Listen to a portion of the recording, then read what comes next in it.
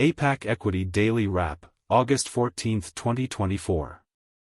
The dovish US PPI overnight provided a boost to all stocks this morning. Japan once again led the rally in Asia, although Nikkei fluctuated after news of the current PM's impending exit, which could pave the way for higher BOJ rates. Meanwhile, China continued to chart its own course following disappointing July credit data, and trading value of Chinese equities remained at a 4-year low. Hong Kong ADRs opened up 86 basis points but soon retreated, mirroring China's performance, with all eyes now on Tencent's 2Q report tonight.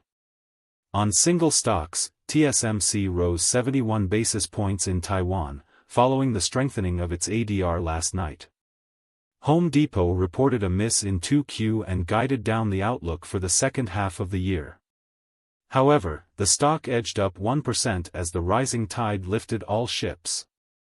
Its Asian suppliers reacted mutedly to the event. Prosus rallied by roughly 1% following Tencent's inline results after the Hong Kong closed. Details of Tencent's buyback plan might be discussed during the post-earnings call later. This afternoon, Iran is reportedly advancing its nuclear weapons program. But, markets didn't react to this news. We still need to keep an eye on geopolitical events in the Middle East. As I write this wrap, European stocks are advancing while the dollar index is quickly ticking down, likely due to UBS's earnings beat and positive sentiment driven by UK inflation data. However, the US CPI, due tonight, remains the key focus.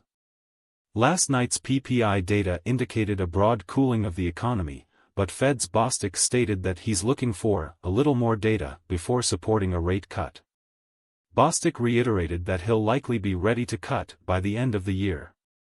Notably, Bostic is one of the few Fed policymakers willing to provide a timetable of rate cuts. Besides, he is the first Fed official to speak this week, which carries symbolic significance in my view. The market is expecting a 50 basis point rate cut in September, yet the Fed chose a hawkish official, who does not even support a September rate cut, let alone a 50 basis point cut, to deliver a speech in response. What's more, the timing of Bostic's speech, after the PPI data release but before the CPI, seems like a preemptive alert that the market should not be overly optimistic based on the PPI cooling, as the CPI may rebound. The details of the inflation data will be crucial for the Fed to assess further progress.